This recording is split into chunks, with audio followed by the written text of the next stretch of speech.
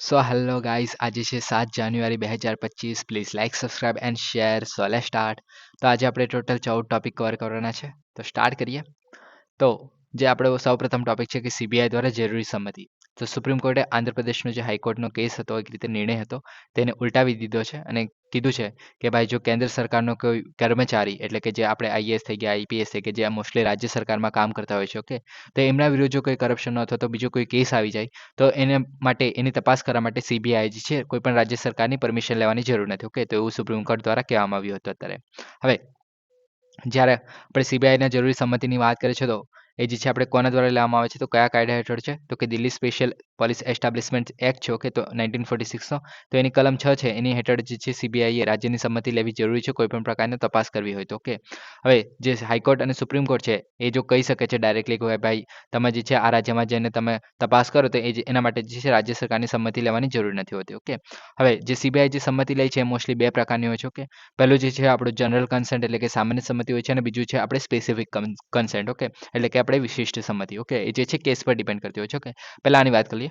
તો સામાન્ય સંમતિમાં શું થાય છે કે આપણે સીબીઆઈ જે છે કોઈ ચોક્કસ રાજ્યમાં આપણે ગુનાની તપાસ કરવી હોય, તો પહેલા રાજ્ય સરકારને પૂછશે કે ભાઈ, હું તપાસ કરવા આવું કે નહીં. તો એવી જો તપાસ કરવા માટે હા પાડશે કે રાજ્ય સરકાર કહેશે કે હા ભાઈ, તમે આવી શકો છો, તો તમે જે છે સીબીઆઈ જે છે જઈ શકે છે. હવે એક વખત જો સામાન્ય સંમતિ લઈ લીધી હોય, તો જે રાજ્ય સરકાર પાસે જે છે વારે ઘડીએ કોઈ પણ આપણે નવો કેસ આવી જાય, તેના માટે વારે ઘડી જે છે પરવાનગી લેવાની જરૂર નથી. ઓકે, તમે ગમે ત્યારે પહોંચી શકો છો. ઓકે, પણ અમુક વાર શું કરવામાં આવે છે કે પશ્ચિમ બંગાળ અને પંજાબ જેવા રાજ્યો શું કરે છે કે સામાન્ય સંમતિ જે છે પાછી ખેંચી લે છે. કેમ પાછી ખેંચી લે છે? કે એમને લાગે કે ભાઈ જરૂર નથી એક રીતે, અથવા તો બીજું કોઈ રીઝન હોઈ શકે છે, અથવા તો કોઈ મોટો એવો કૌભાંડ થઈ ગયો છે જેમાં રાજ્ય સરકારનું નામ ખરાબ થઈ શકે છે. અમુક વાર એવું બધું જોવા મળે છે. ઓકે, તો એ વસ્તુ પણ જોવા મળે છે. આગળ વાત કરીએ તો કે સામાન્ય સંમતિ માટેના અપવાદો, અમુક વસ્તુ અપવાદ પણ જોવા મળે છે કે ક્યારે સીબીઆઈ પોતે જાતે કરી શકે છે. જેમ કે આપણે સુપ્રીમ કોર્ટે અને હાઈકોર્ટે કીધું હોય કે ભાઈ, તમારે રાજ્યની સંમતિ આપે કે ના આપે, તમારે જે છે આ કેસ માટે જે છે તમારે તપાસ કરવાની છે. ઓકે, તો સીબીઆઈ જે તપાસ કરી શકે છે. ઓકે, પછી એવા કિસ્સામાં પણ સંમતિ લાગુ નથી પડતી કે જ્યાં કરપ્શનનો કેસ હોય અને ત્યાં માણસ જે છે રંગે હાથે પકડાઈ ગયો. ઓકે, ત્યારબાદ સામાન્ય સંમતિ પાછી ખેંચી લેવી. તો જે આપણે પાછા ખેંચી લઈ છે, ઓકે, તો ત્યારે શું થઈ શકે છે, તો સીબીઆઈ જે છે પોતાની તપાસ તો અટકાવી શકે છે, નવા કેસ નથી લઈ શકતું, પણ જે ઓલરેડી ચાલુતા હતા એના કેસો, અને જે કોર્ટે કીધું હોય કે ભાઈ તમારે જે છે આ કેસ ચાલુ રાખવાનો છે, તો એવા કેસોમાં જે છે એ ચાલુ રહેશે. ઓકે, ત્યારબાદ કોર્ટમાં જે છે એના નિર્ણયો પડકારી શકે છે. ઓકે, એટલે કે જે શું કહે કે જે રાજ્ય સરકારે પોતાનો જે કન્સેન્ટ હતો, સામાન્ય કન્સેન્ટ એક પાછો ખેંચી લીધેલો. ઓકે, તો સીબીઆઈ જે છે એના વિરુદ્ધ કોર્ટમાં જ લઈ જઈ શકે છે કે ભાઈ, આ રાજ્ય સરકારે આવું કર્યું છે, હું તપાસ કરવા જતો હતો, ત્યાર પહેલા જે છે આ કન્સેન્ટ જે હતો, જનરલ કન્સેન્ટ, સામાન્ય કન્સેન્ટ, એ જે છે પાછો ખેંચી લીધો છે. તો એ રીતે પણ આપણે સુપ્રીમ કોર્ટ અથવા હાઈકોર્ટમાં જઈ શકે છે. ઓકે, પછી સામાન્ય સંમતિ વિના જે છે સીબીઆઈ જે છે કોઈ પણ પ્રકારનું સ્થાનિક કોર્ટ પાસે સર્ચ વોરંટ માંગી શકે છે એક રીતે. ઓકે, એટલે કે સ્થાનિક કોર્ટમાં જશે ને મને કહેશે, મતલબ એને કહેશે કે ભાઈ વોરંટ આપો મને એક રીતે તપાસ કરવા માટે, તો સર્ચ વોરંટ, તો એ તમને મળી શકે છે. ઓકે, ત્યારબાદ તમે તપાસ કરી શકો છો. તો એ રીતે છે. ઓકે, પછી કેસ સ્પેસિફિક કન્સેન્ટ આવે છે. તો એની અંદર શું હોય છે કે સામાન્ય સંમતિ પાછી ખેંચી લીધી હોય કે તો પણ એ જે સીબીઆઈ છે, તો એ જે છે કોઈ સ્પેસિફિક કેસ માટે કે ભાઈ એમાં જરૂરી છે, તો એમાં જે છે કન્સેન્ટ માંગી શકે છે રાજ્ય સરકારનો. ઓકે, અને એ જે આપી દે તો એક રીતે સ્પેસિફિક કન્સેન્ટ થઈ જાય છે. ઓકે, હવે એ જે છે રાજ્યમાં પોલીસ સત્તાનો અભાવ છે, મતલબ એક રીતે શું કહે કે જો કન્સેન્ટ ના મળે, તો એક રીતે એની પાસે જે તપાસ કરવાનો જે શું કહે કે પોલીસ અધિકાર છે, ઓકે, તો તે નથી હોતો. ઓકે, એને કારણે જે છે આવો કન્સેન્ટ જરૂરી છે. હવે સીબીઆઈની વાત કરીએ તો આપણને બધાને ખબર છે કે સેન્ટ્રલ બ્યુરો ઓફ ઇન્વેસ્ટિગેશન આપણે કહીએ છીએ. ઓકે, હવે આ જે છે ભારતની મુખ્ય તપાસ એજન્સી છે, પણ બધાને ખબર છે. ઓકે, ગંભીર કેસોની તપાસ કરવી, પછી સમગ્ર દેશમાં પોલીસ દળોને ભ્રષ્ટાચાર સામે લડવાનું નેતૃત્વ પૂરું પાડે છે. ઓકે, હવે આને જે છે રીતે સ્થાપનાની વાત કરીએ તો આ જે છે રીતે વૈધાનિક સંસ્થા નથી, તો આ ખાસ યાદ રાખવું. ઓકે, વૈધાનિક સંસ્થા નથી, અને આપણે જે ગૃહ મંત્રાલયના 1963ના એક ઠરાવ દ્વારા પસાર કરવામાં આવે છે. ઓકે, હવે કોઈ પણ મતલબ આપણને ખબર છે વૈધાનિક સંસ્થા ક્યારે કહે છે કે જ્યારે આપણે વિધાન દ્વારા મતલબ વિધાન દ્વારા બનાવવામાં આવેલી હોય. ઓકે, તો એના માટે આપણે આની પાસે કોઈ વિધાન નથી. ઓકે, આના બનાવવા માટે આપણે કોઈ વિધાન નથી બનાવ્યું. ઓકે, તો એને કારણે જે છે આની પાસે શું કહે કે વૈધાનિક સંસ્થા નથી. ઓકે, બંધારણીય સંસ્થા પણ નથી, કેમ કે બંધારણમાં નથી લખેલું. ઓકે, આના વિશે તો આ થઈ ગયું. હવે કોના દ્વારા, તો કે સંતાનોની સમિતિ જે છે એના દ્વારા જે છે એક રીતે ભલામણ કરવામાં આવેલી 1962-63માં. ઓકે, અને ત્યારબાદ જે છે બનાવવામાં આવેલી. ઓકે, હવે આ કોના હેઠળ જે છે એક રીતે કામ કરે છે, તો કે Delhi special police establishment act છે. ઓકે, તો 1946નો, તો એના હેઠળ જે છે એનામાંથી પાવર મેળવે છે, સત્તા મેળવે છે પોતાનું કામ કરવા માટે. ઓકે, હવે ઇન્ટરપોલના જે સભ્યો છે એના દેશો વતીનું પણ તપાસનું સંકલન કરે છે. હવે ઇન્ટરપોલ તો બધાને ખબર જ હશે કે અલગ અલગ જે દેશો છે. ઓકે, તો એવી રીતના બધા દેશો પાસે પોતપોતાની જે સ્પેસિફિક એજન્સી હોય છે, આવી રીતના સીબીઆઈ જેવી. ઓકે, હવે માની લો કે કોઈ ભારતની વ્યક્તિ છે અને બહાર ભાગી ગયું છે એક રીતે બીજા કોઈ દેશમાં ભાગી ગયું છે તો આપણે એ દેશના આપણે શું કહે કે જે સ્પેશિયલ એજન્સી હશે તેને કોન્ટેક્ટ કરશું ઇન્ટરપોલ થ્રુ કે ભાઈ મારો જે આ વ્યક્તિ છે તે ભાગી ગયો છે એના વિરુદ્ધ આપણે નોટિસ જારી શકીશું રેડ નોટિસ ને એવું બધું તમે મૂવી જોયો હશે મે બી રેડ નોટિસ કે તેમાં પણ જારી કરવામાં આવેલું છે ઓકે તો એવી રીતે જ આપણે શું કહે કે ઇન્ટરપોલ છે એક રીતે શું કહે કે બધા જે સ્પેસિફિક એજન્સી છે અલગ અલગ દેશોની તે એક રીતે જોડવાનું કામ કરે છે અને કોઈ પણ જે અપરાધ છે ઓકે તે તેને એક રીતે પકડવાનું કામ કરે છે ઓકે તો આપણે જો કોઈ વ્યક્તિ છે પાકિસ્તાનમાં ભાગી ગયો અથવા તો ચાઇનામાં ભાગી ગયો તો ત્યાંની કોઈ સ્પેસિફિક એજન્સી હશે તેને આપણે પકડીશું અને ભાઈ કહીશું કે ભાઈ આ અપરાધી અમારે ભાગી ગયો છે તમને મળે તો બતાવો કહેજો આમ એ રીતે ઓકે પછી સૂત્રની વાત કરીએ તો કે ઉદ્યોગ નિષ્પક્ષતા અને અખંડિતતા ઓકે તો આ વસ્તુ એનું મોટો છે એક રીતે ઓકે ત્યારબાદ નોડલ મંત્રાલય તો કર્મચારી મંત્રાલય જાહેર ફરિયાદ અને પેન્શન મંત્રાલય છે તો એના હેઠળ જે છે એ રીતે કામ કરે છે ભ્રષ્ટાચાર નિવારણ અધિનિયમ હેઠળ જે મુદ્દાઓ માટે સુપરિન્ટેન્ડન્ટ સેન્ટ્રલ વિજિલન્સ કમિશન પાસે છે ઓકે એટલે કે જે કરપ્શનની વાત કરીએ તો સેન્ટ્રલ વિજિલન્સ કમિશન પાસે એ મતલબ જોવા મળે છે ઓકે ત્યારબાદ સીબીઆઈ દ્વારા હેન્ડલ કરાયેલા કેસોની વાત કરીએ તો અલગ અલગ કેસો જેમ કે ભ્રષ્ટાચાર વિરુદ્ધ કેસ હોય તો કોના વિરુદ્ધ તો કે જાહેર અધિકારીઓ થઈ ગયા પછી કેન્દ્ર સરકારના કર્મચારીઓ થઈ ગયા પીએસયુ એટલે કે પબ્લિક સેક્ટર અંડરટેકિંગ્સ આપણે ઉદ્યોગ સાહસોની વાત કરીએ છીએ ઉદ્યોગ સાહસો ક્યાં આપણે જે સરકારની કંપનીઓ છે કે શોર્ટલી તો એને આપણે કહીએ છીએ પીએસયુ કે પબ્લિક સેક્ટર અંડરટેકિંગ્સ કે સરકાર દ્વારા નિયંત્રિત સંસ્થાઓ થઈ ગઈ એના સામે ભ્રષ્ટાચાર નિવારણ અધિનિયમ હેઠળ જે છે કોઈ પણ કેસની તપાસ કરી શકે છે ત્યારબાદ બીજા કેસો જેમ કે આર્થિક ગુનો કર્યો હોય કહીએ કે નાણાકીય કૌભાંડ થયું હોય પછી કોઈએ મોટું સ્કેમ કર્યું હોય આર્થિક છેતરપિંડી કરી હોય નકલી ચલણ બનાવ્યું હોય બેંક જોડે છેતરપિંડી કરી હોય સાયબર ક્રાઇમ કર્યું હોય દાણચોરી કરી હોય તો આ બધા કેસોમાં પણ જે છે સીબીઆઈ તપાસ કરી શકે છે પછી સુઓ મોટો એટલે કે જાતે જ કોઈ કેસ એક રીતે પકડી શકે છે કે કેન્દ્ર શાસિત પ્રદેશમાં ગુનો કોઈ થતો હોય તો એના માટે એક રીતે જાતે મતલબ એક્શન લઈ શકે છે કોઈ કેસ કર્યો હોય ના કર્યો એ વસ્તુ અલગ છે ઓકે રાજ્ય સરકારની પરવાનગી સાથે રાજ્યમાં ગુનાની તપાસ કરી શકે છે સુપ્રીમ કોર્ટે હાઈકોર્ટે કોઈ કીધું હોય કેસ તો એની અંદર તપાસ કરી શકે છે પછી વિશેષ ગુનાઓ જેમ કે આતંકવાદ થઈ ગયો બોમ્બ વિસ્ફોટ થઈ ગયો માફિયા સંબંધિત ગુનાઓ થઈ ગયા આઈપીસી હેઠળ અને અન્ય જે કાયદા છે એના હેઠળ કોઈ ગંભીર ગુનો થઈ ગયો તે બધું તપાસ કરવાની પણ આની પાસે સત્તા રહેલી છે ઓકે તો આ થઈ ગયું આપણું સીબીઆઈ ઓકે હવે નેક્સ્ટ ટોપિકની વાત કરીએ તો કે પંચાયત સે પાર્લામેન્ટ ઓકે હવે પંચાયત સે પાર્લામેન્ટ જે છે એક રીતે આ રીતે પ્રોગ્રામ છે ઓકે 2.0 ગયા વર્ષે પણ થયેલું 2024માં અત્યારે 2025માં પણ થશે હવે ઓકે તો લોકસભાના જે અધ્યક્ષ છે સંવિધાન સંસદના જે સેન્ટ્રલ હોલમાં જે છે પંચાયત સે સંસદ એટલે પંચાયત પાર્લામેન્ટ જે છે 2.0 નું ઉદ્ઘાટન કરવામાં આવ્યું હતું ઓકે એક રીતે હવે પંચાયત સે પાર્લામેન્ટની જો આપણે વાત કરીએ તો રાષ્ટ્રીય મહિલા આયોગ પછી લોકસભા સચિવાલય અને આદિજાતિના જે આપણે બાબતોના જે મંત્રાલય છે ઓકે તો એના સહયોગથી છે એક રીતે સ્ટાર્ટ કરવામાં આવે છે ઓકે હવે આ જે છે ભગવાન બિરસા મુંડાની જે 150મી જન્મ જયંતિ છે તો એ દિવસે કરવામાં આવશે ઓકે હવે સહભાગીઓની વાત કરીએ તો આની અંદર જે છે 22 રાજ્યો અને કેન્દ્ર શાસિત પ્રદેશોના જે અનુસૂચિત જનજાતિના જે મહિલાઓ છે 502 જેટલી મહિલાઓ જે ચૂંટાયેલી છે ઓકે એટલે કે સરપંચમાં જે છે એક રીતે ચૂંટાયેલી છે પંચાયતમાં ઓકે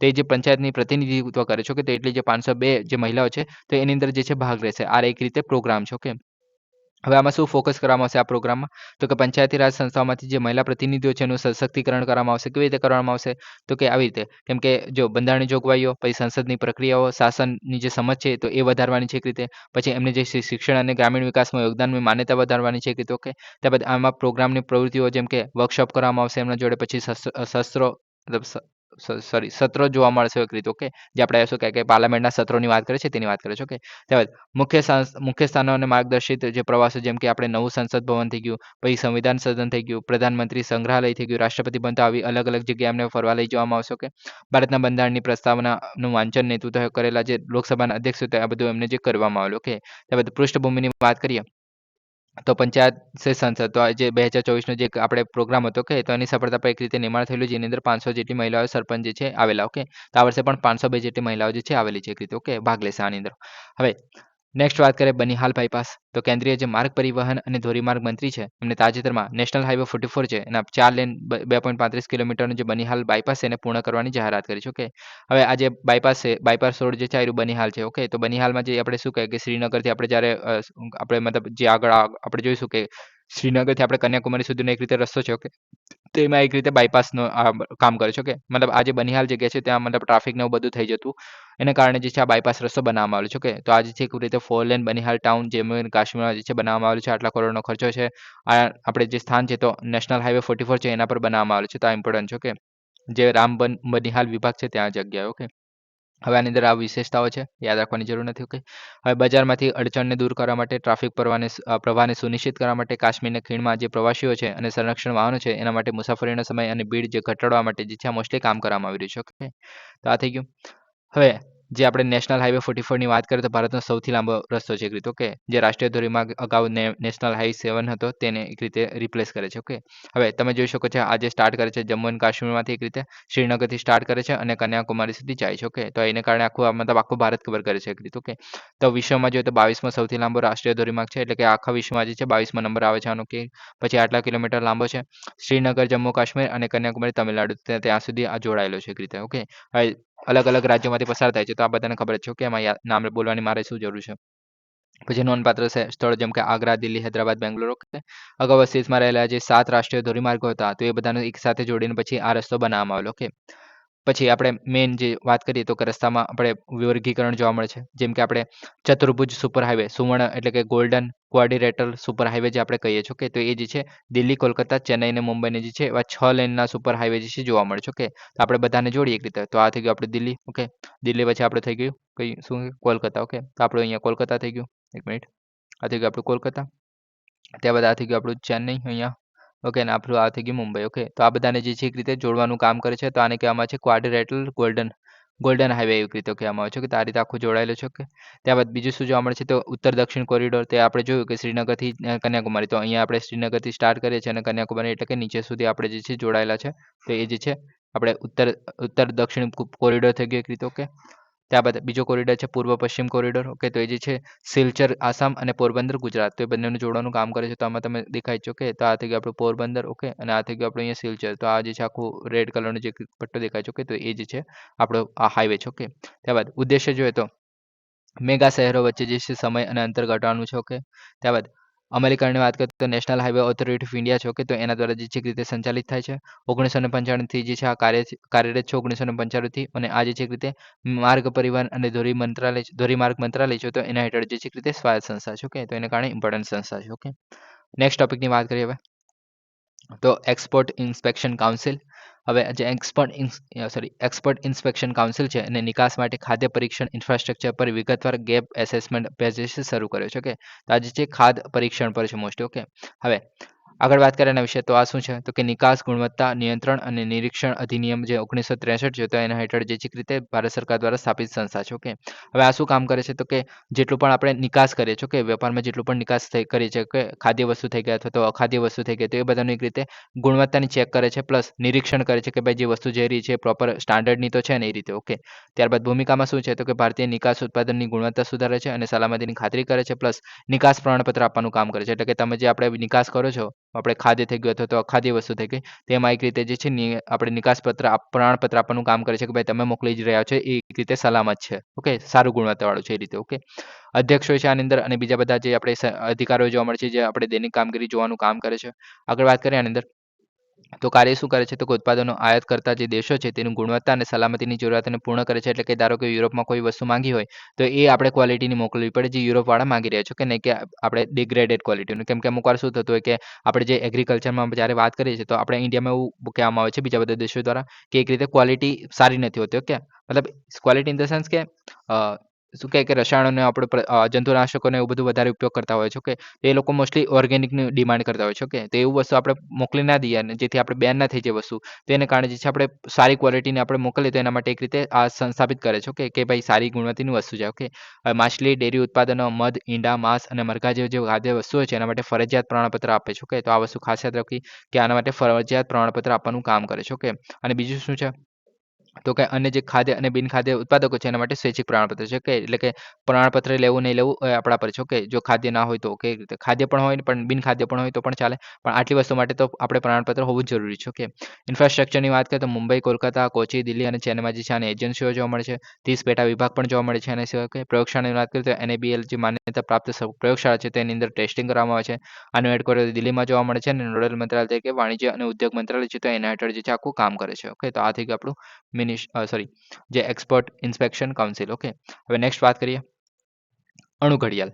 તો કે ટોપ સિક્રેટ યુકેમાં જે આપણે લેબમાં બનેલી જે ગ્રાઉન્ડ બ્રેકિંગ અણુ ઘડિયાળ જે છે વર્ષોથી પ્રાયોગિક ક્વોન્ટમ ટેકનોલોજી દ્વારા લશ્કરી કામગીરીને વધુ સુરક્ષિત બનાવશે. ઓકે, હવે ક્વોન્ટમ ટેકનોલોજીની આપણે જ્યારે પણ વાત કરતા હોય તો એમાં આપણે બે ગુણધર્મોની વાત કરતા હોય, બે નિયમોની વાત કરતા હોય છે. કે એક સુપરપોઝિશન અને સુપર એન્ટેંગલમેન્ટ જે આપણે કહીએ છીએ. ઓકે, સુપરપોઝિશન આપણે દર વખતે આપણે ડિસ્કસ કરીએ છીએ એટલે આ વખતે નથી કરતો. ઓકે, બાકી તમે બોર થઈ જશો એક વસ્તુ સાંભળીને. ઓકે, હવે આગળ વાત કરીએ અણુ ઘડિયાળમાં શું છે. તો કે અણુઓના સ્પંદનનો ઉપયોગ કરીને જે સમય માપે છે અને ખાસ કરીને ઇલેક્ટ્રોન ઓસિલેશન. ઓકે, હવે ઇલેક્ટ્રોન ઓસિલેશન એટલે શું કે ઇલેક્ટ્રોન જે પોતાનું એક રીતે પોતાની જગ્યા પર જે વાઇબ્રેટ થતા હોય છે. ઓકે, એકબીજા મતલબ શું કહે કે ધીમે ધીમે વાઇબ્રેટ થતા હોય છે. ઓકે, ધીમે ધીમે નહીં પણ ઘણા ઝડપથી વાઇબ્રેટ થતા હોય છે. તો એ જે વાઇબ્રેશન હોય છે તો એ વાઇબ્રેશનને આપણે રીતે શું કહે કે એનો યુઝ કરીને જે આપણે ઘડિયાળ માપવાનું મતલબ શું કહે કે સમય માપવાનું કામ કરવામાં આવે છે તેને અણુ ઘડિયાળ કહેવામાં આવે છે. ઓકે, કેમ કે આને ઇલેક્ટ્રોનનો યુઝ કરવામાં આવે છે. ઓકે, હવે આ જે છે સૌથી વધુ ચોક્કસ સમય જાળવવાનું ઉપકરણ છે. રીતે ઓકે, ભૂલના માર્જિનની વાત કરીએ તો આની અંદર ભૂલ કેટલી થાય છે તો કે પ્રતિ સેકન્ડના થોડા અબજમાં ભાગમાં. ઓકે, તો અબજમાં ભાગમાં તે બી સેકન્ડના અબજમાં ભાગમાં. ઓકે, તો તમે સમજી શકો છો કે કેટલી પ્રિસાઇસલી આ જે છે રીતે ટાઈમ મેનેજ કરતી હશે. ઓકે, પરંપરાગત જે ઘડિયાળ છે એના કરતાં વધુ આવર્તન અને સ્થિર હોય છે. ઓકે, વધુ આવર્તન એટલે ઘણી બધું આવર્તન છે આનું. ઓકે, કેમ કે ઇલેક્ટ્રોન જે છે બહુ જ ઝડપથી એક જ જગ્યા પર આપણે વાઇબ્રેટ કરતા હોય છે. ઓકે, હવે કાર્યકારી વાત કરીએ અંદર તો કે સ્થિર ચોક્કસ કંપન આવર્તન સાથે સીઝિયમ અણુનો ઉપયોગ કરવામાં આવે છે. તો આ વસ્તુ યાદ રાખો કે આની અંદર જે છે રીતે સીઝિયમ અણુનો ઉપયોગ કરવામાં આવે છે. ઓકે, હવે સીઝિયમ જે વરાળથી ભરેલું જે ચેમ્બર હોય છે તેની અંદર માઇક્રોવેવ કેવિટી જે છે નામનો એક ડિવાઇસ મૂકેલો હોય છે. ઓકે, હવે માઇક્રોવેવ કેવિટી શું હોય છે એક રીતે હવે આ કામ કેવી રીતના કરે છે એની વાત કરીએ. ઓકે, તો જે સીઝિયમના અણુ છે. ઓકે, હવે સીઝિયમનો એક અણુ માની લો કે તો એ જે છે એક જગ્યાએ વાઇબ્રેટ કરી રહ્યો છે. ઓકે, આ માની લો કે આ વાઇબ્રેટ કરી રહ્યો છે. ઓકે, આ વાઇબ્રેટ કરી રહ્યો છે તો આજે આપણે માઇક્રોવેવ કેવિટી જે છે એક રીતે રેડિયેશન ઉત્પન્ન કરે છે. હવે આ રેડિયેશન જે છે એક રીતે આ જે માઇક્રોવેવના અણુ છે. ઓકે, તો તેના પર એક રીતે જાય છે. સોરી, માઇક્રોવેવ ક્યાં જે આપણે સીઝિયમનો જે અણુ છે તેના પર એક રીતે આપણે ફેંકશે એક રીતે રેડિયેશન. ઓકે, અને ત્યાર પછી જે રેકોર્ડ થયેલું જે એક રીતે જોશે કે ભાઈ આપણે મતલબ જે માઇક્રોવેવના જે અણુ છે તો એના જેટલું આપણે શું કહે કે તમે રેડિયોની વાત કરે છો તો રેડિયોમાં કેવું કે એક સિગ્નલ જે હોય છે આપણે વાતાવરણમાં તો અવેલેબલ જ છે એ સિગ્નલ. ઓકે, પણ આને જે છે આપણે રેડિયો દ્વારા આપણે સેટ કરતા હોય છે કે ભાઈ કયું સિગ્નલ પકડાય છે એ રીતે. ઓકે, તો તમારી જે ચેનલ આપણે પકડ હોય તો તેમાં જે ફ્રિકવન્સી મેચ થઈ જશે તો એ મેચ મતલબ તમને સંભળાવવા માંડશે. ઓકે, જે તમે ચેનલ સાંભળવા માંગતા હોય તો એ રીતે. ઓકે, તો આમાં પણ એવું છે કે ભાઈ આ છે ને એક રીતે એડજસ્ટ કરશે જે માઇક્રોવેવ જે કેવિટી છે તે એડજસ્ટ કરશે કે ભાઈ આપણું જે સીઝિયમ જે છે એ કયા વાઇબ્રેશન પર મતલબ કઈ સ્પીડ પર જે છે એક રીતે વાઇબ્રેટ કરી રહ્યું છે. ઓકે, તે રીતે પોતાને એડજસ્ટ કરવાની ટ્રાય કરશે. ઓકે, અને જેવું મેચ થઈ જશે તો ત્યાર પછી એ જે છે એ મતલબ શું કહે કે એક જે મેક્સિમમ જે એક રીતે વાઇબ્રેશન મેચ થઈ જશે અને એને કારણે જે છે આપણું જે ઘડિયાળ છે એક રીતે ચાલવા માંડશે. ઓકે, હવે જે પ્રક્રિયાની વાત કરીએ તો માઇક્રોવેવ જે સિગ્નલ છે એ સીઝિયમના પરમાણુને વાઇબ્રેટ કરવા માટેનું કારણ બને છે. ઓકે, અને ઉપકરણ દ્વારા જે શોધાયેલા રેડિયેશનનું ઉત્સર્જન કરે છે. ઓકે, હવે ડિટેક્ટર હોય છે એટલે કે માઇક્રોવેવ જે આપણે કેવિટી જોયું કે તો તેની સાથે એક એડજસ્ટમેન્ટ માટે ડિટેક્ટર હોય છે જે ઉત્સર્જિત આવર્તનને પ્રમાણભૂત કરવા માટે આવર્તન સાથે સરખાવે છે એક રીતે. એટલે જે આપણે શું કહે કે માઇક્રોવેવ કેવિટી છે અને જે આપણું રેડિયેશન સીઝિયમનું જે આપણે એટમ છે. ઓકે, તે બંને જે વાઇબ્રેશન છે એક રીતે મેચ થાય છે કે નહીં થતું તે વસ્તુ જોવાનું કામ કરે છે જે ડિટેક્ટર છે. ઓકે, એક રીતે તે વસ્તુ જોવા મળે છે. ઓકે, અને જ્યારે મેચ થઈ જશે તો આપણું જે ઘડિયાળ છે એક રીતે આપણે કમ્પ્લીટ એકદમ ચોક્કસ પ્રિસાઇઝ ટાઈમ આપણને કહેશે. ઓકે, હવે આને એપ્લિકેશનની વાત કરીએ તો કે ચોક્કસ સ્થાનની ગણતરી માટે સિગ્નલ મુસાફરી સમય માપે છે. ઓકે, હવે સિગ્નલ મુસાફરીના સમયને પણ આપ માપી શકે છે. ઓકે, કેટલા ટાઈમમાં આપણે સેટેલાઇટમાંથી છોડેલું જે એક આપણે રેડિયેશન છે. ઓકે, તો આપણે પૃથ્વીમાં આપણે જે શું કહે કે તમારો મોબાઈલ માની લો. ઓકે, તો જેમાં ઇન્ટરનેટ ડેટા આવતા કેટલી વાર લાગે છે તો એને પણ માપી શકે છે એક રીતે. ઓકે, લાંબા અંતરના સિગ્નલ ટાઈમિંગને સિંક્રોનાઇઝ કરે છે. ઓકે, સિંગલ ટાઈમ એટલે કે તમે મતલબ માર્સ પર છો કે ચંદ્ર પર છો અને અહીંયા કેટલું આપણે જે ઘડિયાળમાં કેટલા વાગ્યા છે એ જ ટાઈમિંગ જે છે તમે ચંદ્ર પર પણ જોઈ શકો છો. ઓકે, તો એવી રીતના ટેલિકોમ્યુનિકેટ કરી શકે છે આ વસ્તુને લઈને. ઓકે, હવે આની અંદર આપણે ક્વોન્ટમ મિકેનિક્સની વાત કરીએ છીએ તો આપણે સુપરપોઝિશન અને સુપર એન્ટેંગલમેન્ટની વાત કરીએ છીએ. ઓકે, તે આવી જાય છે. ઓકે, હવે એન્ટેંગલમેન્ટમાં આપણને ખબર છે કે જ્યારે એક વસ્તુ જે છે અને જે બીજી વસ્તુ છે આપણે ડાઇસની વાત કરીએ છીએ. ઓકે, કે જો એક ડાઇસમાં આપણે 6 પડે છે તો બીજા ડાઇસમાં પણ 6 જ પડશે ભલે તે અલગ અલગ ગેલેક્સીમાં પણ કેમ ના હોય. ઓકે, તો આ જ વસ્તુ અહીંયા કામ કરતી હોય છે. ઓકે, જે ટેલિકોમ્યુનિકેશનની વાત કરીએ છીએ તેની અંદર. ઓકે, ત્યારબાદ વૈજ્ઞાનિક સંશોધનો તો અણુ અને જે પરમાણુના વર્તન છે એના અભ્યાસ જેવા જે ચોક્કસ સમયની જરૂર છે તેવા પ્રયોગોમાં પણ વપરાય છે આ વસ્તુ. ઓકે, તો એને કારણે જે છે આ ઇમ્પોર્ટન્ટ બને છે. તો આ થઈ ગયું. હવે નેક્સ્ટ વાત કરીએ નવા પ્રકારના વિઝા તો કે ગૃહ મંત્રાલય જે છે તો કોના દ્વારા બહાર પાડવામાં છે તો ગૃહ મંત્રાલય. ઓકે, યાદ રાખવું તે દેશમાં જે છે ઉચ્ચ શિક્ષણ મેળવવા જે ઈચ્છતા આંતરરાષ્ટ્રીય વિદ્યાર્થીઓ છે એટલે કે બહારના દેશના જે વિદ્યાર્થીઓ છે એમના માટે ઈ સ્ટુડન્ટ વિઝા અને ઈ સ્ટુડન્ટ એક્સ વિઝા નામના જે બે વિશેષ શ્રેણીના વિઝા જે છે રજૂ કર્યા છે. હવે આ જે વિઝાની વાત કરીએ તો આની અંદર શું છે તો કે પહેલાં તો ઈ સ્ટુડન્ટ વિઝા શું છે તો કે સ્ટડી ઇન ઇન્ડિયા. ઓકે, તો જે સ્ટડી ઇન ઇન્ડિયા પોર્ટલ છે એના પર નોંધાયેલા જે વ્યક્તિઓ છે એક રીતે આંતરરાષ્ટ્રીય જે વિદ્યાર્થીઓ છે જે ઇન્ડિયામાં રહીને જે છે એક રીતે શું કહે કે એજ્યુકેશન લેવા માંગતા માંગતા હોય તો એ લોકો માટે છે આ વિઝા છે. ઓકે, અને જે સ્ટુડન્ટ એક્સ વિઝા છે તો એ જે સ્ટુડન્ટ છે એ સ્ટુડન્ટ વિઝા છે એના ધારકો એટલે કે એની સાથે જે કોઈ વ્યક્તિ આવવા માંગતો હોય રહેવા માટે ઓકે અહીંયા, તો એને આશ્રિતોને એક રીતે એના માટે જે છે આ વિઝા મળે છે. ઓકે, પાત્રતાની વાત કરીએ તો વિદેશી નાગરિકોએ માન્ય ભારતીય સંસ્થાઓમાં પૂર્ણ સમયના જે કાર્યક્રમો છે જેમ કે આપણે અંડર ગ્રેજ્યુએટ થઈ ગયું, અનુસ્નાતક એટલે કે પોસ્ટ ગ્રેજ્યુએટ થઈ ગયું, પીએચડી થઈ ગયું, તો એ લેવલનું પણ આપણે ભણવું હોય, મતલબ આપણે નહીં, જે બહારના જે ફોરેનના દેશના જે લોકો છે તેમને ભણવું હોય ઇન્ડિયામાં રહીને કે અલગ અલગ જે આપણે શું કહે કોલેજ છે એમાં ઓકે ગ્રેજ્યુએશન એવું બધું કરવું હોય તેના માટે આવી શકે છે. ઓકે, હવે જે છે ટોટલ 5 વર્ષ માટે આવી શકે છે. ઓકે, અને ત્યારબાદ એ જે છે સમય જે છે વધારી પણ શકે છે. ઓકે, માન્ય વિઝા ધારકો જે છે કોઈ પણ ઇમિગ્રેશન ચેકપોસ્ટ દ્વારા ભારતમાં પ્રવેશ કરી શકે છે. ઓકે, હવે આગળ વાત કરીએ studies in India portal. Okay, તો શિક્ષણ મંત્રાલય દ્વારા ફ્લેગશિપ એક રીતે પ્રોજેક્ટ છે. ઓકે, એટલે કે આ જે છે 600 થી વધુ ભાગીદારી સંસ્થાઓ વિવિધ શાખાઓમાં 8000 પ્લસ અભ્યાસક્રમો એક રીતે પ્રોવાઈડ કરે છે. ઓકે, એટલે કે જે ફોરેનના જે લોકો છે તે આમાં જે છે આ રીતે પાર્ટિસિપેટ કરી શકે છે હવે એના અલગ અલગ કોલેજમાં. ઓકે, હવે કાર્યક્રમોની વાત કરીએ તો અંડર ગ્રેજ્યુએટ, અનુસ્નાતક, ડોક્ટરલ અને પ્રમાણપત્ર સ્તર જે અલગ અલગ જે કાર્યક્રમો જોવા મળે છે તેની અંદર ભાગ લઈ શકે છે વિદ્યાર્થીઓ. ઓકે, અને વિદેશી વિદ્યાર્થીઓ માટે પ્રવેશ પ્રક્રિયા સુવ્યવસ્થિત કરવાનું કામ કરે છે જે આપણું સ્ટડી ઇન ઇન્ડિયા પોર્ટલ છે તે. ઓકે, હવે નેક્સ્ટ ટોપિકની વાત કરીએ એવિયન ઇન્ફ્લુએન્ઝા H5N1. ઓકે, તો નાગપુરના જે બચાવ કેન્દ્રમાં 3 વાઘ અને એક ચિત્તો જે છે એ એવિયન ઇન્ફ્લુએન્ઝાથી મૃત્યુ પામ્યા હતા, જેના કારણે કેન્દ્ર સરકારને દેશભરના જે પ્રાણી સંગ્રહાલય છે એના માટે જાગૃત રહેવા અને નિવારક પગલાંને અનુસરવા માટે એક એડવાઇઝરી જારી કરવા માટે પ્રોત્સાહિત કરે છે. ઓકે, હવે આના વિશે વાત કરીએ એવિયન ઇન્ફ્લુએન્ઝા વિશે, તો એ શું છે તો કે એ જે છે મરઘા અને જંગલી પક્ષીઓને અસર કરતી એક ચેપી વાયરલ બીમારી છે. ઓકે, જે જંગલી વોટરફોલ જે બતક અથવા તો હંસ જે મતલબ જે આપણે શું કહે કે પાણીના જે રિલેટેડ જે મોસ્ટલી જે પક્ષીઓ હોય છે ઓકે તો એના દ્વારા જે ફેલાતા હોય છે એક રીતે એ લોકો જે છે સામાન્ય વાહક હોય છે. ઓકે, હવે ત્યાંથી જે છે બીજા બધા પક્ષીઓ અથવા તો પ્રાણીઓમાં પણ જઈ શકે છે. તો ઇન્ફ્લુએન્ઝા જે એક રીતે વાયરસ છે કે એક પ્રકારનો જે પક્ષીઓમાં શ્વસન સંબંધિત ગંભીર રોગ પેદા કરે છે. ઓકે, એટલે કે શ્વસનમાં તકલીફ થઈ જાય છે આ રોગ આ વાયરસને કારણે. ઓકે, હવે મનુષ્ય વચ્ચે સંક્રમણ કરવું મુશ્કેલ છે, મૃત્યુદર લગભગ 60% જેટલો જોવા મળે છે આની અંદર. ઓકે, ઉત્ક્રાંતિ અને ફેલાવાની વાત કરીએ તો શરૂઆત જે છે એક રીતે હંસ ફાર્મમાં ફાટી નીકળેલું જે આપણે ચાઇનામાં જે ગુઆંગડોંગ જે છે ચીનમાં આવેલું છે. કે તો 1996માં જે છે આ ફાર્મમાં એક રીતે ફાટી નીકળેલું, ત્યારબાદ જે છે એક યુરોપમાં 2020માં ગયું, આફ્રિકામાં, એશિયામાં અને ઉત્તર અમેરિકામાં 2021માં આવ્યું, દક્ષિણ અમેરિકામાં 2022માં આવ્યું અને એન્ટાર્ટિકામાં 2024માં આવ્યું. ઓકે, તો આ રીતે આખું ફેલાયું છે. ઓકે, હવે પક્ષીઓ પર અસરની વાત કરીએ તો ફાર્મ બર્ડ્સ થઈ ગયા એટલે કે જે આપણે શું કહે કે મરઘા પાલન એવું બધું કરીએ છીએ તેમાં ઝડપીથી ફેલાવ થાય છે મરઘા ફાર્મમાં એક રીતે. ઓકે, ત્યારબાદ જંગલી પક્ષીઓ છે જેમ કે ગ્રેડ સ્કુઅલ થઈ ગયું, બાર્નેકલ ગીસ થઈ ગયું, પેરેગ્રીલ ફાલ્કન થઈ ગયું, ગોલ્ડન ઈગલ્સ થઈ ગયું, કેલિફોર્નિયા કોર્ડલ્સ થઈ ગયું, તો એવા અલગ અલગ જે જાતિ છે એમને ગંભીર મૃત્યુ જોવા મળે છે. ઓકે, ત્યારબાદ સસ્તન પ્રાણીઓ પણ આ ફેલાય છે જેમ કે શિયાળ થઈ ગયું, પૂમા થઈ ગયું, રીંછ થઈ ગયું ઉત્તર અમેરિકામાં, પછી મિંક્સ થઈ ગયું, પછી સ્પેન ફિનલેન્ડમાં દરિયાઈ સિંહ થઈ ગયા એક રીતે, પછી સીલ થઈ ગયા, તો એ બધામાં પણ એક રીતે ફેલાવો છે. ઓકે, માનવની વાત કરીએ તો દુર્લભ માનવ ચેપ છે એક રીતે ખાસ કરીને જે ચેપગ્રસ્ત મરઘાના સંપર્કમાં આવે તો જ આ રોગ જે છે મનુષ્યમાં થઈ શકે છે, બાકી આ નહીં થતી હતો. ઓકે, એક રીતે તમે ઝૂનોટિક બીમારી કહી શકો છો આને. ઓકે, તો આ થઈ ગયું.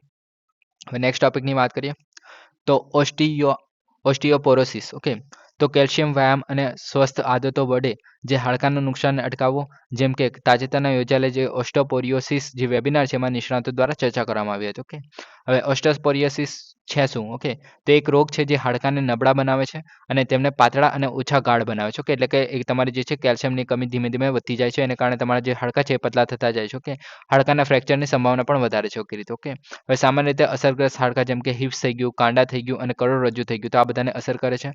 હવે જ્યારે હાડકાનું સર્જન જે છે હાડકાનું નુકસાન સાથે થતું નથી. ઓકે, ત્યારે થાય છે. ઓકે, એટલે કે તમને ધારો કે તમારું શું કહે કે નાનો અમથો ટુકડો થયો ઓકે હાડકાનો. ઓકે, મતલબ એ તમને ખબર પણ નથી હોતી, પણ જે નાનો અમથો સ્ક્રેચ પણ લાગ્યો ઓકે તો એ પણ હીલ થતું હોય છે હાડકામાં. ઓકે, પણ જ્યારે જે હિલિંગ પ્રોસેસ એટલે કે તમને જે વાગ્યું છે ઓકે અને એ જે છે હાડકાનું નુકસાન એનું હાડકાનું સર્જન જે થતું નથી જેટલું ઝડપથી. ઓકે, તો ત્યારે જે છે આ મોસ્ટલી જોવા મળે છે. ઓકે, હવે લક્ષણોની વાત કરીએ તો સ્પષ્ટ લક્ષણોના અભાવને કારણે ઘણી વખત શાંત રોગ પણ કહેવામાં આવે છે આનો. ઓકે, એટલે કે એના લક્ષણો એટલા ધીરા હોય છે કે તમને ખબર પણ નહીં પડે કે ભાઈ તમને આવું કોઈ થઈ રહ્યું છે. ઓકે, વાત કરીએ આગળ તો કે સૌથી સામાન્ય નિશાની એટલે કે નાનું અમથી નિશાની પણ પડી ગયું હોય. ઓકે, તો અથવા તો અકસ્માત પણ થયું હોય નાનું. તો ઓકે, તો એના ત્યારબાદ જે છે અચાનક હાડકામાં ફ્રેક્ચર પણ થઈ શકે છે. ઓકે, અને ચિહ્નોની વાત કરીએ તો પીઠનો દુખાવો થઈ ગયો, ઊંચાઈમાં ઘટાડો થઈ ગયો, નમેલી મુદ્રા થઈ ગઈ, હાડકા વધુ સરળતાથી તૂટવા. ઓકે, તો આ બધું જે છે આના લક્ષણો જોવા મળે છે. કે સારવારની વાત કરીએ તો જીવનશૈલીમાં ફેરફાર કરવાની છે, આહાર અને કસરતમાં. ઓકે, ત્યારબાદ કેલ્શિયમ અને વિટામિન ડી પૂરક આપણે ખોરાક ખાવાની જરૂર છે. ઓકે,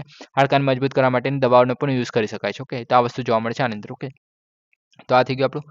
હવે નેક્સ્ટ ટોપિકની વાત કરીએ તો કે KM3 નેટ પ્રોજેક્ટ. ઓકે, તો વૈજ્ઞાનિકોએ ભૂમધ્ય સમુદ્રની નીચે ઉચ્ચ ઉર્જાવાળી જે ન્યુટ્રિનો છે કે જેને ભૂત કણો અથવા તો ગોસ્ટ પાર્ટિકલ્સ તરીકે ઓળખવામાં આવે છે. કે તો ગોસ્ટ પાર્ટિકલ અથવા તો ન્યુટ્રિનો એ બંને એના નામ છે. ઓકે, તે તરીકે પણ ઓળખવામાં આવે છે, જે શોધવા માટે ક્યુબિકલ કિલોમીટર ન્યુટ્રિનો ટેલિસ્કોપ છે અથવા તો KM3 નેટનો ઉપયોગ ભાગ જે છે હોય છે તેવા 2 ટેલિસ્કોપ તૈનાત કરી રહ્યા છે. કઈ જગ્યાએ? તો કે ભૂમધ્ય સમુદ્ર પર. ઓકે, હવે પહેલા તો ન્યુટ્રિનો છે શું? ઓકે, તો ન્યુટ્રિનો જે છે એક રીતે એટમ કરતાં પણ સબ એટોમિક પાર્ટિકલ છે એક રીતે. ઓકે, જેમ કે ઇલેક્ટ્રોન એવું બધું થઈ ગયું તો એના કરતાં પણ નાના જોવા મળે છે. ઓકે, તો આ એક રીતે જે ભૂતકણો અથવા તો એને શું કહે કે ગોસ્ટ પાર્ટિકલ કહેવાય છે કે જે આપણે મતલબ જોઈ શકાતા નથી એક રીતે. ઓકે, મતલબ એ જે છે અવેલેબલ છે પણ આપણે જોઈ નથી શકતા. ઓકે, હવે કઈ જગ્યાએ જોવા મળે છે? તો કે આપણે સૂર્યમાં જોવા મળે છે, પછી મતલબ તારાઓ મોટા મોટા હોય તેની અંદર જોવા મળે છે. તો એવી જે આપણે અલગ અલગ ખતરનાક જે શું કહે કે એક રીતે બ્લાસ્ટ વાળી જે કન્ડિશન્સ હોય છે મોસ્ટલી. ઓકે, તો તેની અંદર જોવા મળે છે. Okay, neutrino.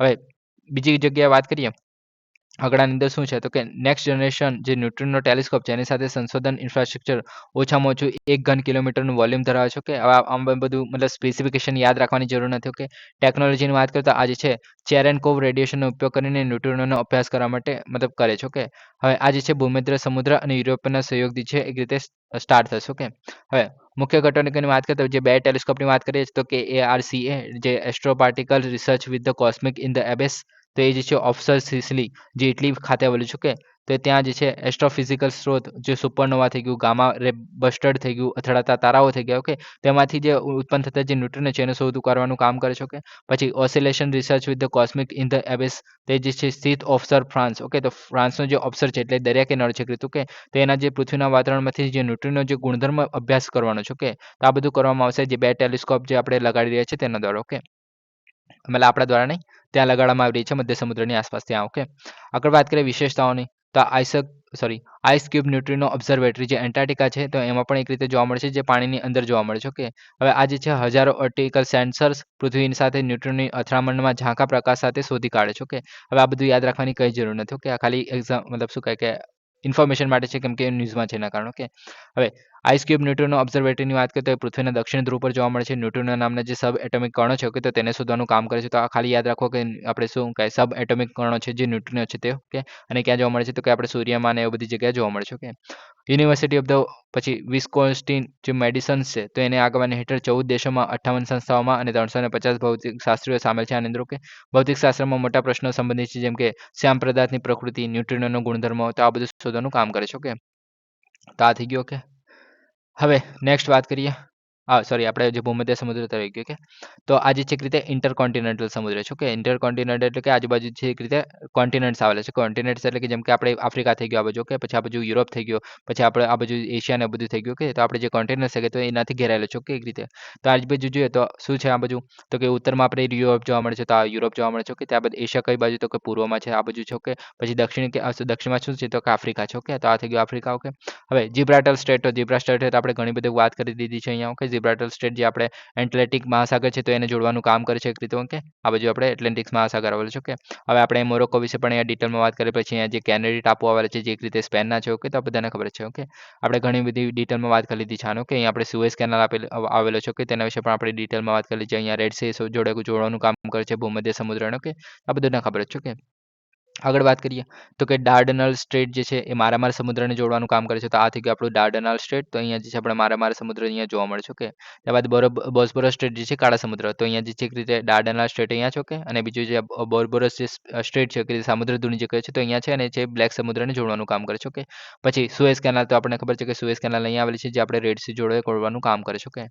તો આ બધું આપણને ખબર પડી ગઈ. ઓકે, આગળ વાત કરીએ તો કે આમાં જે છે ટોટલ 22 જેટલા દેશો છે. એક પ્રદેશ જે છે જિબ્રાલ્ટર જે બ્રિટિશ ઓવરસીઝ ટેરિટરી છે. ઓકે, હવે એબ્રો, રોન અને આ બધા નદીઓ જે જોવા મળે છે. ઓકે, નોંધપાત્ર ટાપુઓ જેમ કે કોર્સિકા ને આ બધા જોવા મળે છે, યાદ રાખવાની જરૂર નથી. ઓકે, નેક્સ્ટ વાત કરીએ હવે તો કે ગોલ્ડન શિયાળ.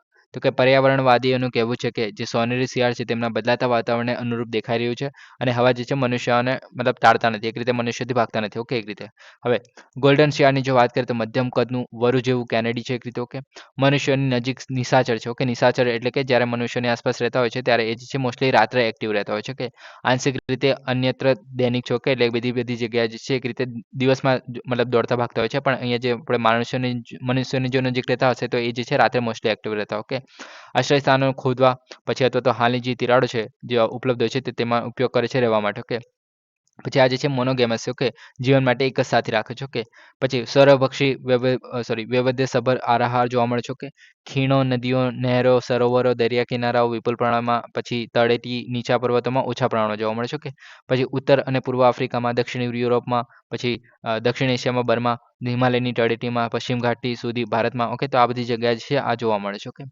આગળ વાત કરીએ સંરક્ષણ સ્થિતિ, તો કે આયુષ્યન પ્રમાણે જે છે ઓછામાં ઓછી ચિંતામાં છે. ઓકે, એક રીતે.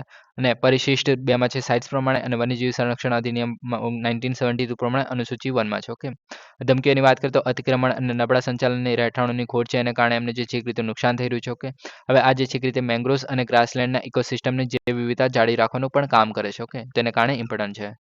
નેક્સ્ટ ટોપિકની વાત કરીએ રમેશચંદ પેનલ. તો સરકારે તાજેતરમાં જથ્થાબંધ ભાવ સૂચકાંક એટલે કે હોલસેલ પ્રાઇસ ઇન્ડેક્સના આધાર વર્ષને સુધારા અને નિર્માતા ભાવ સૂચકાંક એટલે કે જે આપણે પ્રોડ્યુસર્સ પ્રાઇસ ઇન્ડેક્સ છે તેના પર સ્વિચ કરવા માટે માર્ગ નકશો સૂચવવા માટેની નીતિ આયોગના જે સભ્ય રમેશચંદ છે તેને આગેવાની હેઠળ 18 સભ્યોની પેનલની રચના કરવાની જાહેરાત કરી હતી.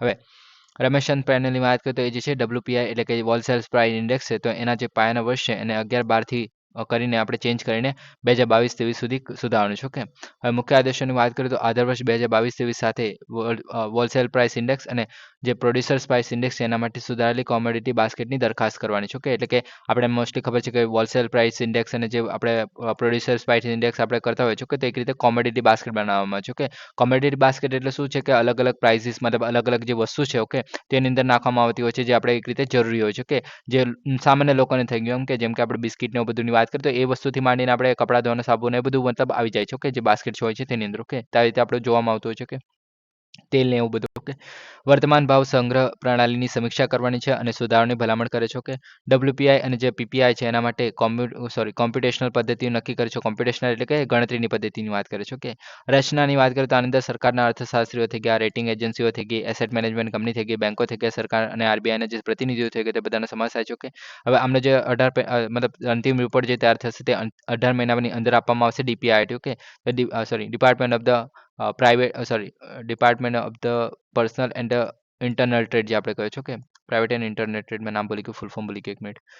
ઓકે, છોડો, જરૂરી નથી. ડીપીઆઈઆઈટી જે આપણે કહે છે. ઓકે, હા sorry, department of the promotion and internal trade. Okay, એવું નામ છે. ઓકે, હવે આની અંદર એના ખાતે આર્થિક સલાહકારની ઓફિસમાં સબમિટ કરવામાં આવશે. ઓકે, હવે આગળ વાત કરીએ ડબ્લ્યુપીઆઈ અને પીપીઆઈની, તો કે જથ્થાબંધ ભાવ સૂચકાંક તો આપણને બધાને ખબર છે કે આપણે જે હોલસેલ ભાવે લેવા જઈએ છીએ. ઓકે, કોઈ પણ વસ્તુ તેને આપણે હોલસેલ પ્રાઇસ ઇન્ડેક્સ કહે છે. ઓકે, તો એના જે છે જનરલી જે ભાવ ઓછા હોય છે. ઓકે, જથ્થાબંધ તબક્કે માલના જે ભાવને માપે છે. ઓકે, સેવા ક્ષેત્રને બાકાત રાખવામાં આવે છે આની અંદર. ઓકે, એટલે કે 55% જેટલું જીડીપીની વાત કરવામાં આવે છે. ઓકે, નિકાસ આયાતની જે બેવડી ગણતરી અને બાકાત કારણે પક્ષપાત છે. ઓકે, ત્યારબાદ પીપીઆઈની વાત કરીએ તો કે ઉત્પાદનના જુદા જુદા તબક્કામાં ઉત્પાદકોના પરિપ્રેક્ષ્યની કિંમત માપે છે. ત્યારબાદ પરોક્ષ કરનો સમાવેશ નથી થતો, આની અંદર સેવાઓનો સમાવેશ થાય છે. આંતરરાષ્ટ્રીય ધોરણે એટલે કે રાષ્ટ્રીય ખાતાઓની સિસ્ટમ સાથે વધુ સંરેખિત છે અને ગ્રાહકો સુધી પહોંચતા પહેલા જે છે ભાવમાં ફેરફારને માપે છે. ઓકે, એટલે કે અલગ અલગ અલગ જગ્યાએ જે ઉત્પાદનના જુદા જુદા તબક્કા એટલે કે માની લો કે આપણે ધારો કે કોઈ ટ્રેક્ટર બનાવવાનું છે. ઓકે, તો આપણે શું કહે કે એન્જિન આવી ગયું, પછી એનું મોડલ આવી ગયું, અલગથી પેંડા આવી ગયો. ઓકે, તો એના પર જે અલગ અલગ પ્રાઇસીસ હોય છે. ઓકે, તેના પર જીએસટી ને એવું બધું નથી ગણતા. ઓકે, અને એવી રીતના જે અલગ અલગ તબક્કામાં જે પ્રાઇસીસ હોય છે. ઓકે, તો તેને આપણે મતલબ માપવાનું કામ કરી શકીએ. ઓકે, આ થઈ ગયું. નેક્સ્ટ વાત કરીએ રાણી વેલુ નાચિયાર. ઓકે, તો તાજેતરમાં ભારતના વડાપ્રધાને હિંમતવાન જે રાણી વેલુ નાચિયાર છે તેમની જન્મ જયંતિ પર યાદ કર્યા હતા. ઓકે, હવે આમના વિશે એકદમ ડિટેલમાં જવાની તો જરૂર નથી, ખાલી ઉપર જોઈ લે શું છે. ઓકે, તો રામનાથ સામ્રાજ્યના જે રાજા ચેલ્લા મુથુ વિજય રાઘુનાથ સેનાપતિ અને રાણી સંકધી મુથલ, તો એ જે છે એક રીત માતા પિતા હતો. કે લગ્ન જોઈએ તો શિવ ગંગાના જે પ્રિન્સ મુથુ નાનથુર. ઓકે, ને ઉદયાથેવર. ઓકે, તો એ 16 વર્ષની ઉંમરે લગ્ન કર્યા હતા. સોરી, મેં પ્રોનાઉન્સિએશન બહુ ખરાબ કરી રહ્યું છું, મને ખબર છે. ઓકે, તમિલો દ્વારા જે છે વીરમંગાઈ જે બહાદુર મહિલા તરીકે ઓળખાતા હતા. ઓકે, તો આ તમે યાદ રાખી શકો છો. શસ્ત્રો, માર્શલ આર્ટ, વલારી, સિમ્બલમ, ઘોડેસવારી, તીરંદાજી, તો એવા બધામાં નિષ્ણાંત હતા. ઓકે, અંગ્રેજો, ફ્રેન્ચ અને ઉર્દૂ સહિતની બીજી બધી ભાષા પણ આવડતી હતી એમને. ઓકે, ત્યારબાદ અંગ્રેજો સામે લડવા માટે હૈદર અલી અને જે ગોપાલ નાયકર છે એની સાથે સહયોગ કરેલો ઓકે અને વિજય તરીકે ઉભરી આવેલા. બ્રિટિશ શાસનથી ભારતની આઝાદી માટે લડનારા પ્રથમ રાણી હતા ઓકે અને 1780માં મારુંડુ ભાઈઓએ શિવગંગાનો વહીવટ કરવાની સત્તા પણ સોંપેલી. ઓકે, તો આ બધું થઈ ગયું આપણું. ઓકે, હવે નેક્સ્ટ ટોપિકની વાત કરીએ તો વેદાંતિક ફિલોસોફી. તો કે ભારતના ઉપરાષ્ટ્રપતિએ જેએનયુ ખાતે તો વેદાંતની જે 27મી આંતરરાષ્ટ્રીય કોંગ્રેસ ઉદ્ઘાટન કર્યું, જે વૈશ્વિક પડકારોને સંબોધવામાં વેદાંતિક ફિલોસોફીની સુગમતા પર ભાર મૂકે છે. હવે વેદાંતિક ફિલોસોફીની આપણે વાત કરીએ તો કે વેદાંત ઉપનિષદમાંથી ઉતરી આવે છે. ઓકે, તો વેદાંતનો અંતિમ ભાગ. ઓકે, તો વેદનો જે અંતિમ ભાગ છે તેને આપણે વેદાંત કહે છે. ઓકે, એનો અર્થ થાય છે વેદનો અંત એક રીતે. ઓકે, ફિલોસોફીની વાત કરીએ તો તે ગહન પ્રશ્નો સંબંધિત છે, જેમ કે હું કોણ છું, બ્રહ્માંડ શું છે અને બ્રહ્માંડ સાથે મારો શું સંબંધ છે, તો એ બધું આની અંદર જોવામાં આવે છે. ઓકે, હવે આની અંદર બ્રહ્મ અને ઈશ્વરની વાત કરીએ તો મુખ્ય ખ્યાલો છે તો એમાં જે અંતિમ અને અપરિવર્તનશીલ માનવામાં આવે છે કે વાસ્તવિકતા એક રીતે ઘણી વખત ભગવાન સાથે સમાન જોવા મળે છે વાસ્તવિકતા. પછી આત્માની વાત કરીએ તો વ્યક્તિગત સ્વ છે. ઓકે, એટલે કે અથવા તો આત્મા છે. પછી જે શાશ્વત છે અને સારમાં બ્રહ્મ પણ છે. ઓકે, બ્રહ્મને સમાન પણ એક રીતે ભગવાન પણ છે. ઓકે, પ્રકૃતિની વાત કરીએ તો ભૌતિક વિશ્વ અથવા તો ભૌતિક વાસ્તવિકતા ઘણી વખત ક્ષણિક અને ભ્રામક તરીકે જોવામાં આવે છે. ઓકે, આ બધું યાદ રાખવાની જરૂર નથી. ઓકે, વેદાંત શાખાની વાત કરીએ તો બ્રાહ્મણ આત્મા અને પ્રકૃતિ વચ્ચેના જે સંબંધ છે એના વિવિધ અર્થઘટન મુખ્ય શાખાઓ બનાવે છે. અદ્વૈતવાદ આની અંદર જે અલગ અલગ શાખા જોવા મળે છે તે એ જ છે. આપણે બ્રાહ્મણ આત્મા અને પ્રકૃતિ એકબીજા સાથેના જે સંબંધો જોવા મળે છે એના આધારે છે. જેમ કે આપણે અદ્વૈતવાદની વાત કરીએ તો એની અંદર બ્રહ્મ અને આત્મા છે એ એક જ છે એવું માનવામાં આવે છે. જેમ વિશ્વ માયા બ્રહ્મ છે, વિશ્વ જે છે માયા છે એટલે કે બ્રહ્મ છે. ઓકે, તે બધું વિશિષ્ટ અદ્વૈતવાદ. ઓકે, જે આપણે યોગ્ય બિન દ્વૈતવાદ તરીકે ઓળખવામાં આવે છે. તો આની અંદર જે છે આત્મા જે છે બ્રહ્મથી અલગ છતાં અવિભાજ્ય છે. ઓકે, તો પછી ત્યારબાદ છે દ્વૈતવાદ. તે જે છે બ્રહ્મ અથવા તો ઈશ્વર જે છે અને આત્મા જે છે અલગ અલગ અસ્તિત્વ ધરાવે છે. ઓકે, અંતિમ ધ્યેય જોઈએ તો મુક્તિની વાત કરવામાં આવે છે આની અંદર પણ. ઓકે, જે બ્રહ્મ સાથે આત્માની એકતાનું અનુભવની વાત કરવામાં આવે છે. ઓકે, અને ભૌતિક અને ભ્રામક વિશ્વને પાર કરીને તો આ વસ્તુ જોવા મળે છે આપણે. હવે નેક્સ્ટ વાત કરીએ તો કે અબ્દાલી મિસાઇલ જે ફતહ 2 છે. ઓકે, તો ભારત અને બાંગ્લાદેશના સંબંધો વધતા તણાવ વચ્ચે ઢાકા જે છે પાકિસ્તાન પાસેથી Abdali short range ballistic missile જે છે ઉર્ફે જેનું નામ છે ફતહ 2, તો એ જે મિસાઇલ ખરીદવાની વિચારણા કરી રહ્યું છે. કે આપણા કામની નથી, ખાલી ન્યૂઝમાં હતું તો આપણે લઈ લીધું છે. ઓકે, તો આ જે એક રીતે શોર્ટ રેન્જ રોડ મોબાઈલ છે. Okay, solid propellant ballistic missile છે પાકિસ્તાનનું સ્પેસ રિસર્ચ કમિશન છે સુપાર્કો. ઓકે, તો તેના દ્વારા બનાવવામાં છે. ઝડપી પ્રતિક્રિયા યુદ્ધ ક્ષેત્રના દુશ્મનો માટે રચાયેલ છે. ઓકે, તો આ થઈ ગયું.